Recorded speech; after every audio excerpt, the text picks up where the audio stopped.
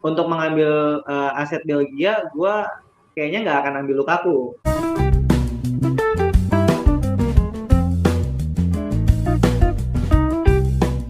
Halo Sobat Bacot, kembali lagi dengan kita, Bacotin FPL Podcast. Kok yang buka sih? Ayo, oke. Biasanya kan gua. Halo.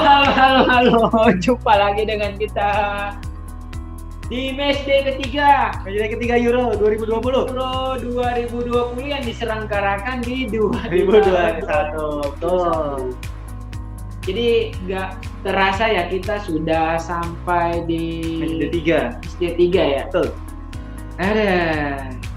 Gimana? Udah mulai pusing dengan fantasi Euro? Apa baru mulai menemukan fun-nya? Ya tetap lah kita harus menemukan fun-nya ya. Iya. Kalau nggak menemukan fun-nya udah pensiun aja udah. Oke, di video ini kita mau bahas apa nih? Yang pertama, kita mau bahas tentang matchday 3. Siapa saja sih pemain-pemain yang Akan nail ya di potensial gitu. potensial. Dan yang kedua adalah strategi transfer kita. Strategi transfer kita di matchday 3. Nah, tunggu dulu nih sebelum jauh lebih seru, gua mau nanya dulu nih, Bayu. Lu pakai chip nggak, Bay? Gua pakai limitless sesuai yang dari Berarti lu aja bentar ngejelasin pemain-pemainnya lu pick up gitu. 11 pemain ya. Oh. 15 malah. 15 ya? 15. Lu pakai ini nggak? Sama. Oh gitu. Sama. Kayaknya Gue ikutan bayumologi gue. Oh, bayumologi. Ya udah, gua bayumologi juga kalau gitu. Jadi nanti di segmen kedua ini kita akan menampilkan strategi transfer kita dengan menggunakan chip ya. Oke, kita langsung saja. Tapi sebelum kita masuk lebih dalam, Apalagi?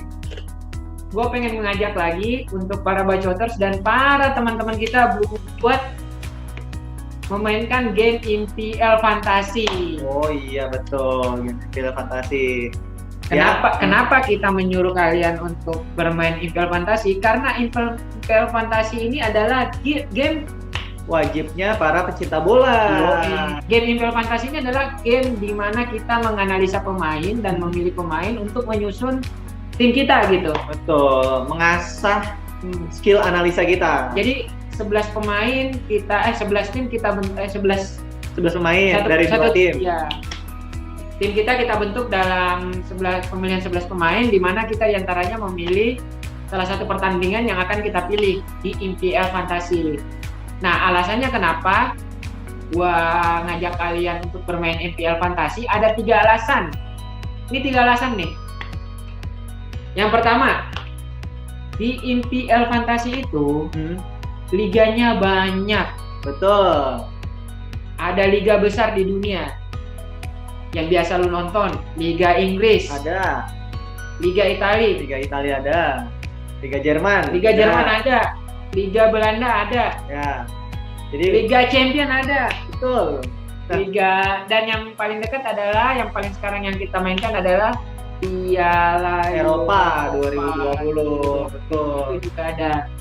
Jadi keseruan dari game ini karena memang menghadirkan banyak liga di dalamnya gitu. Jadi lu tinggal pilih pertandingan aja untuk memainkan. Nah, alasan kedua ini berhubungan dengan yang alasan pertama. Tadi kan gue bilang lu tinggal memilih pertandingan aja. Betul. Nah, ada kompetisi, ada hadiahnya. Jadi dari lu milih pertandingan itu, lu akan nyusun satu tim lu yang tadi gue bilang. Lu akan bentuk satu tim di mana lu memilih pemain-pemain yang akan lu pilih. Ya. Imbalannya apa? Itu lu akan mendapatkan hadiah berupa berlian kemenangan. Berlian kemenangan senilai berapa sih? Berlian kemenangan ini senilai Rp200 yang bisa kalian konversikan ke saldo GoPay ataupun link aja. Enak banget. Lu bisa nakir teman lu karena berlian kemenangan kita bisa konversikan ke link aja. Dimana link aja lu tahu kan kalau kita bisa ngebayar pakai kopi-kopi. Ya. Nongkrong di mana gitu bayarnya pakai link aja itu bisa. Pulsa lu habis, lu tinggal link aja. Token listrik lu habis, tinggal isi aja. Jadi sambil rebahan, sambil bermain MPL Fantasi, dapat berlian kemenangan. Iya. Dan alasan yang ketiga itu karena nonton bolanya kita ini jadi akan lebih seru. Nah, karena pertandingan itu yang kita pilih, itu pemain-pemainnya juga kita pilih sendiri berdasarkan analisa kita, dan juga saat kita menonton pertandingan ini kan kita melihat apakah analisa kita berhasil, analisa kita sesuai dengan pertandingan yang berjalan, dan saat kita memenangkan pertandingan, wah rasanya luar biasa. Lebih luar biasa lagi kalau lu memilih yang namanya Mega Big Trophy.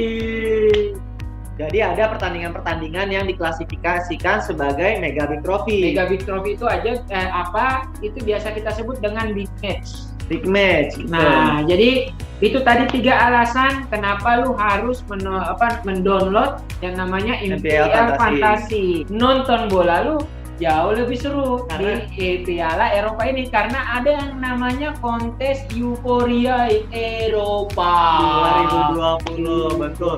Di mana di kontes Euforia Eropa 2020 ini ada pertandingan-pertandingan yang biaya masuknya gratis. Nah, gratis, nggak pakai biaya, nggak pakai orang dalam. Pokoknya nggak pakai yang ribet-ribet lah, gratis loh. Soalnya dan semua pertandingan Piala Eropa 2020 ini ada. Oh gitu. Dan berarti udah gratis. Semua pertandingannya juga lengkap ya. Lengkap. Dan hadiah hariannya itu sampai 45.000 berlian kemenangan. Di mana 45.000 berlian kemenangan kalau dikalikan 200 rupiah menjadi 9 juta. 9 juta per hari. Itu langsung, gue bisa kemana-mana loh, bisa traveling kemana-mana gitu loh. 9 juta loh, 9 juta. Siapa yang mau ngasih lu 9 juta? Udah daftarnya gratis, menangnya berlian kemenangan 45.000 berlian kemenangan, dikali 200 dapat 9 juta. Betul.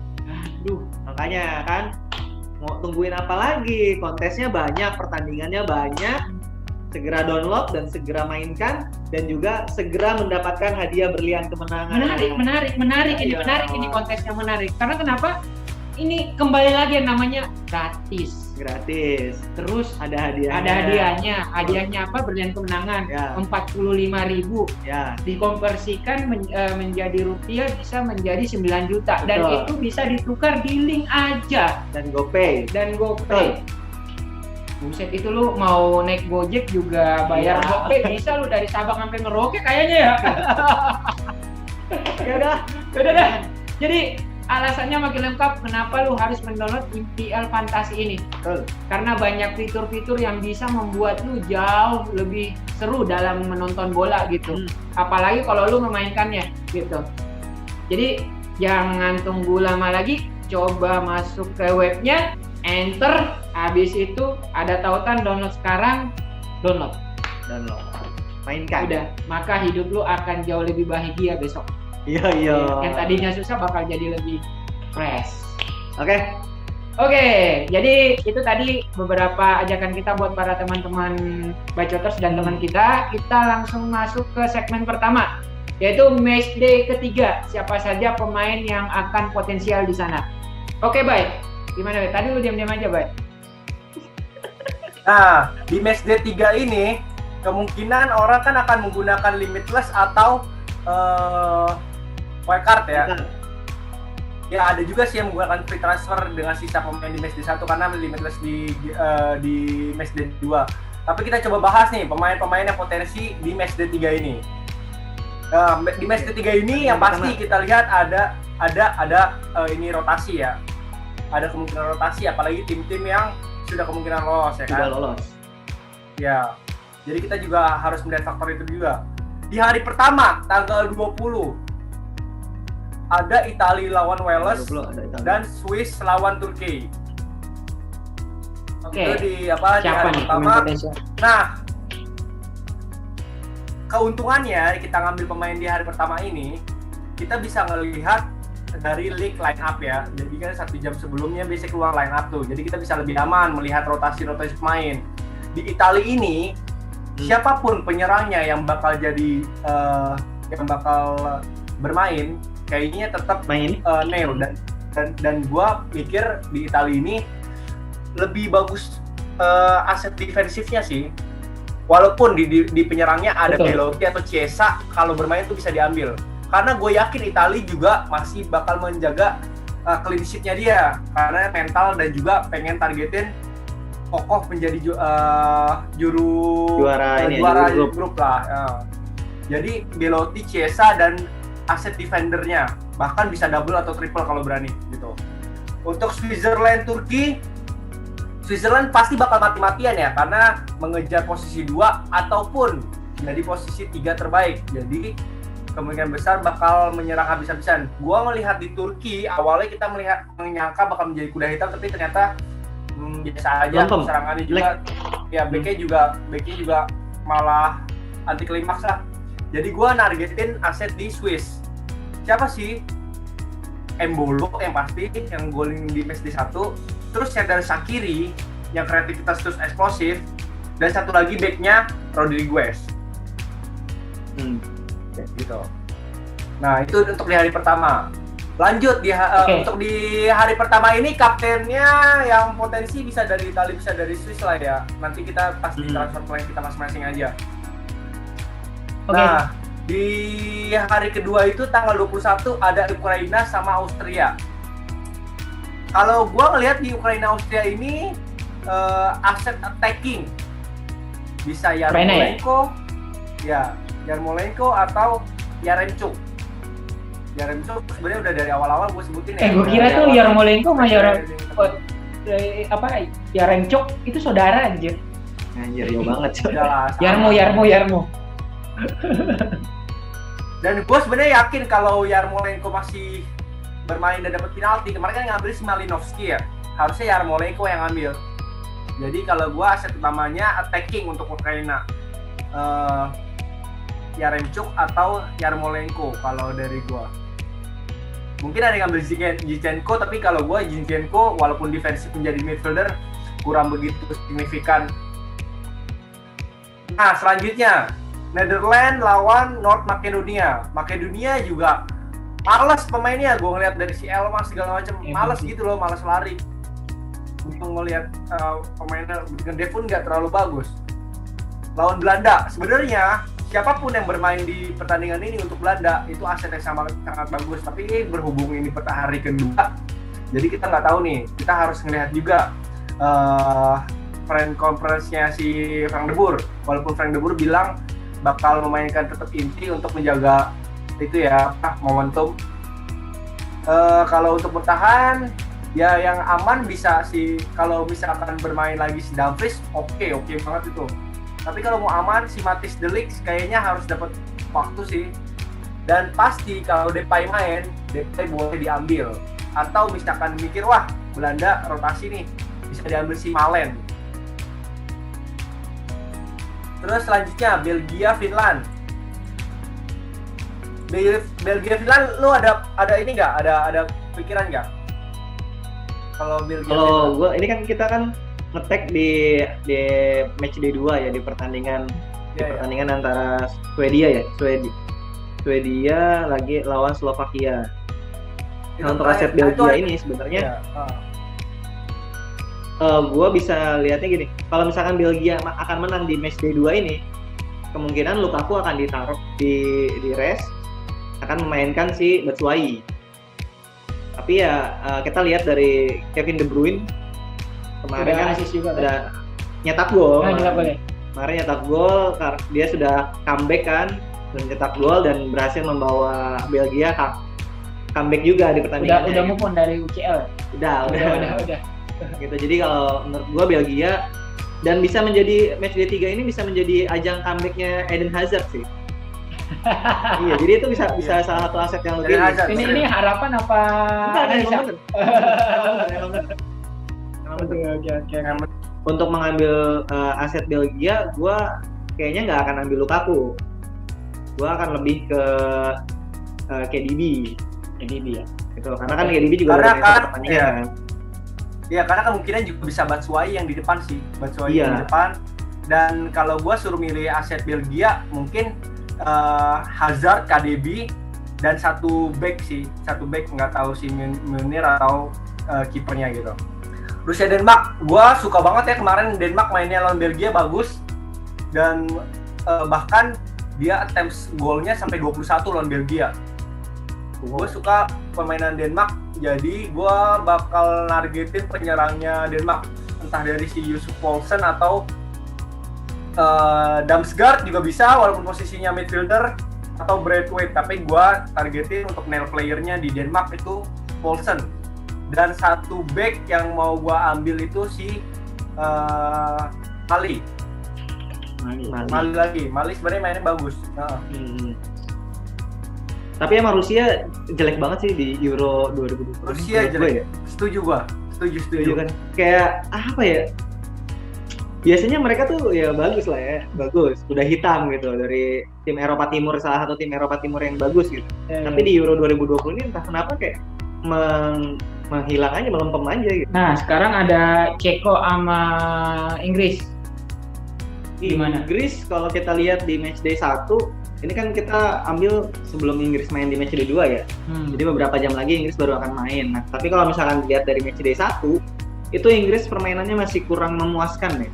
Nah, ini kita bisa nanti kita lihat di matchday 2 apakah Inggris bisa memenangkan pertandingan, karena seperti biasa kalau misalkan di turnamen-turnamen dengan sistem setengah kompetisi seperti ini, di matchday terakhir saat mereka sudah memastikan posisi mereka, sudah memastikan mereka sudah lolos, itu pasti biasanya akan melakukan rotasi, terutama memberikan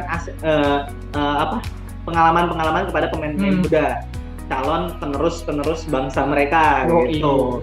Nah, kalau misalkan kita lihat, nanti gue sih pengen lihat Harry Kane sih sebenarnya, karena Harry Kane pasti ya dia belum unjuk gigi nih di Inggris nih, belum unjuk gigi, dan kita kan tahu Harry Kane ini akan pindah tim kan, pindah klub dari Tottenham, jadi pasti dia juga akan ajang Euro ini jadi akan menunjukkan value-nya tuh seperti apa gitu di timnya gitu, dan dia bisa diandalkan gitu. Jadi gue pengen lihat sebenarnya di matchday 2 seperti apa, dan di matchday 3 dia sebenarnya bisa jadi opsi juga untuk timnas Inggris gitu. Oke, berarti untuk pemain potensial ada Kane ya di sana. Ada Harry Kane.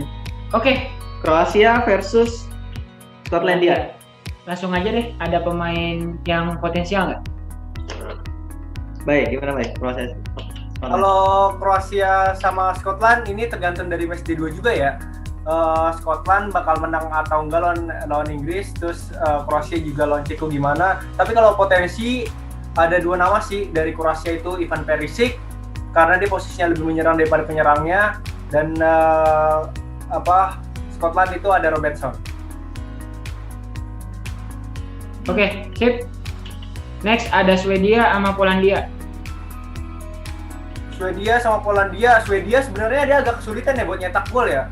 Bahkan di pertandingan yang sekarang kita tonton ini baru nyetak gol dari penalti, itu dari Emil Forsberg, dan itu memang potensi pemain yang paling besar itu si Forsberg.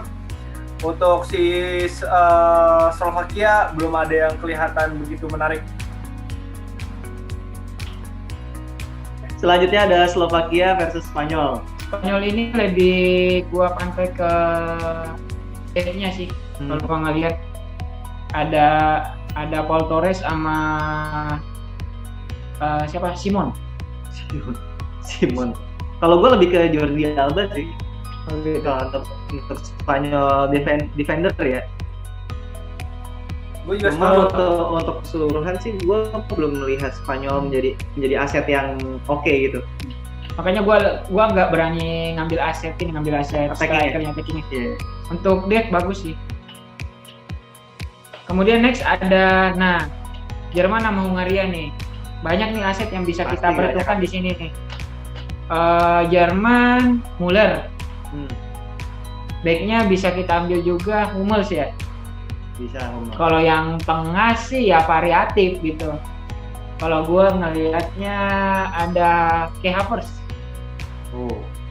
Kalau yang lain, kalau lu mungkin beda kali ya. Kalau gue gini, Jerman kan walaupun posisinya kalah atau menang lawan Portugal, mereka bakal mati-matian lawan Hungari karena kan posisi 3 besar juga kan, atau posisi 2. Nah, Jerman ini kalau dapat limitless atau wildcard wajib triple kalau gue sih. Aset yang pasti gue ambil itu Robin Gosens, terus Sergei Gnabry sama Thomas Muller. Gnabry sama Thomas Muller. Oke. Terus terakhir ada Portugal versus France. Ini orang mungkin banyak menghindari aset di sini ya. Tapi Tapi menarik sih kalau gua ngelihat dari Portugal dan Prancis. Gua harap ini saling jual beli serangan ya. Artinya memang Portugal juga nyekor dengan strikernya, Prancis juga nyekor dengan strikernya gitu. Ronaldo masih menjadi pilihan aset di sini, masih bisa jadi pilihan aset. Dan untuk di Prancis, Griezmann atau Mbappe mungkin kali ya. Cuman kalau untuk di sini gue menghindari aset deh. Kalau gue gini, kalau gue ngelihatnya, kalau gue sih ya, gue Portugal Prancis ini bakal gue hindari karena kenapa? Prancis besok lawan Hungaria dan otomatis kita anggap menang lah dan udah posisinya aman. Prancis ini kalau udah posisinya aman, dia bakal bertahan mati-matian ngandelin counter attack. Gue jijik banget sebenarnya. Dia bakal ngandelin counter attack, jadi malah permainan menurut gue nggak bakal terbuka. Malah bisa 0-0 ataupun ya 1-0. Ya. Karena Prancis posisinya udah aman banget. Lawan Hungaria kan, dia Prancis tipenya kalau udah main aman, udah posisi aman, dia bakal bertahan. Main counter attack gitu. Oke, kalau gitu kita udah bahas semua pertandingan untuk match day 3. Sekarang kita masuk ke segmen 2 yaitu strategi transfer. Jadi kita bertiga sama-sama memakai chip apa? Limitless. Di mana untuk chip ini adalah bisa memakai semua pemain premium ya. Betul. Jadi di chip Limitless ini lo bisa melakukan tanpa batas transfer dan juga tanpa batas keuangan. Jadi mau transfer semua 15 pemain, ngambil 15 pemain premium harga 10 juta ke atas. Jadi sultan ya di satu match day. Betul. Nah, dari gua dulu deh. Padahal pengen gua dulu nanti. Yaudah, lo gimana? Kalau gua sih sebenarnya dulu formasi kalau gua sih gua mikirnya gua nggak terlalu terpaku sama mau pakai formasi berapa ya. Soalnya kan dengan Limitless ini gua lebih mentargetkan gua bisa melakukan substitution tiap hari. Jadi 15 pemain ini akan menjadi fleksibel banget lah, akan berapa tim gua. Nah, untuk Limitless gua ini gua ambil dari beberapa core-nya dari beberapa tim, yaitu di hari pertama itu ada Italia, kemudian berikutnya ada Belgia, terus Belanda, Inggris, Spanyol sama Jerman. Itu yang aset-aset yang gua utamakan, gua prioritaskan gitu. Nah, untuk pemain-pemainnya itu jelas gue akan mengambil double depth untuk Italia, Spinazzola sama Donnarumma. Nah, tapi dengan kondisi yang sekarang mungkin Italia bisa rotasi, ya Spinazzola bisa dirotasi ya. Gue ambil nanti Italia yang lain karena Italia akan main di hari pertama di pertandingan pertama, jadi pasti akan langsung dapet line up-nya. Jadi bisa langsung gue tuker siapa aja gitu dengan chip Limitless ini. Terus juga gue ambil seperti tadi yang dibilang sama Bayu, asetnya Jerman. Gue akan ambil triple Jerman. Jadi gue akan ambil backnya Gosens, terus si Serge Gnabry of course, dan terakhir ada Kai Havertz. Karena Havertz ini ya karena Werner masih belum main di Jerman ya. Jadi gue ambil si siapa Havertz dulu. Terus kemudian untuk di match day terakhir gue tetap akan ambil si Ronaldo sama gue akan keep Mbappe gitu. Jadi gue akan melihat si Ronaldo dan Mbappe saling menyerang gitu. Dan juga ada Insigne. Insigne ini sebenarnya mungkin menurut gue bisa jadi tukar-tukaran antara Insigne atau Immobile gitu ya. Yang tadi seperti gue bilang, strategi gue dengan Limitless ini adalah gue mencari pemain-pemain yang akan bermain tim yang akan bermain setiap harinya gitu. Jadi gue akan memaksimalkan fleksibilitas ini dengan memanfaatkan chip Limitless dan juga line up yang keluar sebelum deadline gitu. Jadi kan enaknya di Euro adalah deadline-nya itu pas kick off pertandingan kan, bukan 1 jam atau 1,5 jam sebelum pertandingan. Jadi line up keluar dulu, lu masih bisa transfer. Gitu untuk strategi gue di match day 3. Lu kaptennya urutannya gimana? Urutan kaptennya gimana? Urutan kapten yang pertama entah Insigne atau Spinazzola ya. Terus urutan yang kedua itu gue akan mengkaptenkan Belgia sama ya. Gue akan mengkaptenkan Depay di hari kedua. Kemudian di hari berikutnya ini yang sih gue nggak punya kapten sih. Untuk di hari ketiga ini gue masih belum punya.